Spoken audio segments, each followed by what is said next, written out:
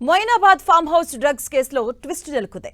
ప్రధాన నిందితుడు అభిషేక్ సింగ్ అదృశ్యమయ్యాడు. ఈ నెల 16 నుంచి అభిషేక్ సింగ్ కనిపించకుండా పోయాడని అతడి తండ్రి ఫిర్యాదు చేశారు. మరొక వైపు అభిషేక్ సింగ్ మిస్సింగ్ పై పోలీసులు విచారణ జరుపుతున్నారు. రోహిత్ రెడ్డికి అభిషేక్ ఏడాది నుంచి డ్రగ్స్ సరఫరా చేస్తున్నట్టుగా గుర్తించారు. అభిషేక్ తో పాటు రాజేష్ వర్మ కూడా డ్రగ్స్ సరఫరా చేస్తున్నట్టుగా పోలీసులు గుర్తించారు. ఏడాది నుంచి రోహిత్ రెడ్డి డ్రైవర్ శరత్ ద్వారా డ్రగ్స్ సరఫరా జరుగుతుంది.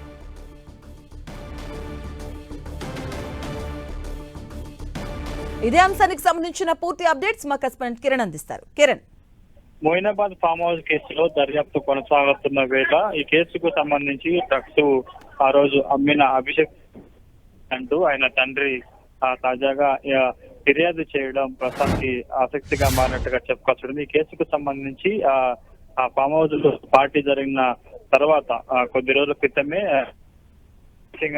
మొయినాబాద్ పోలీసులు అదుపులోకి తీసుకొని ఒక రహస్య ప్రాంతంలో విచారిస్తున్న వేళ ఆయన తండ్రి ఫిర్యాదు చేయడం ప్రస్తుతం ఆసక్తిగా మారినట్టుగా చెప్పుకోవాల్సి ఇక ఈ రోజు నుంచి మరొక 2 రోజుల పాటు ఈ రోహిత్ రెడ్డితో పాటు రోహిత్ రెడ్డి సోదరుడు ఢిల్లీకి సంబంధించిన నమీర్ శర్మను విచారించేందుకు ఇప్పటికే కస్టడీ ఇచ్చిన నేపథ్యంలో కూడా ప్రస్తుతానికైతే ఉదయం నుంచి వైపు మొయినాబాద్ సంబంధించిన పోలీసులు శంషాబాద్ రూరల్ పిఎస్ లో ఈ డ్రగ్స్ కి సంబంధించి ముగ్గురిని సుదీర్ఘంగా విచారిస్తున్న వేళ తాజాగా అభిషేక్ సింగ్ కనిపించట్లేదంటూ ఆయన తండ్రి చర్చనీయాంశంగా మారినట్టు చెప్పాల్సి కానీ పోలీసులు చెప్తున్న వివరాల ప్రకారం అయితే ఇప్పటి వరకు అతన్ని అదుపులోకి తీసుకున్నారు కానీ అరెస్ట్ చేసినట్టు ఎక్కడా కూడా చూపించలేదు. ఆ ఎఫ్ఐఆర్ లో కూడా అతని పేరును జోడించిన పరిస్థితి. ప్రస్తుతానికి అయితే అతని రహస్య ప్రాంతాల నుంచి డ్రగ్స్ కి సంబంధించి కావచ్చు, ఎన్నిసార్లు పైలట్ రోహిత్ రెడ్డి డ్రైవర్ కి ఎన్నిసార్లు అమ్మాడు అన్న వివరాలు కూడా ఇప్పటికే అటు సిట్ అధికారులకు అభిషేక్ సింగ్ చెప్పినట్టుగా పోలీసులు చెప్తున్నారు. కానీ తాజాగా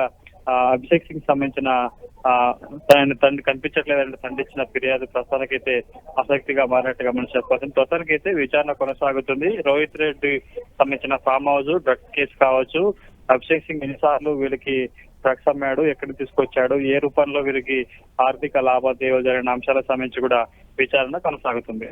రైట్, థాంక్యూ కిరణ్.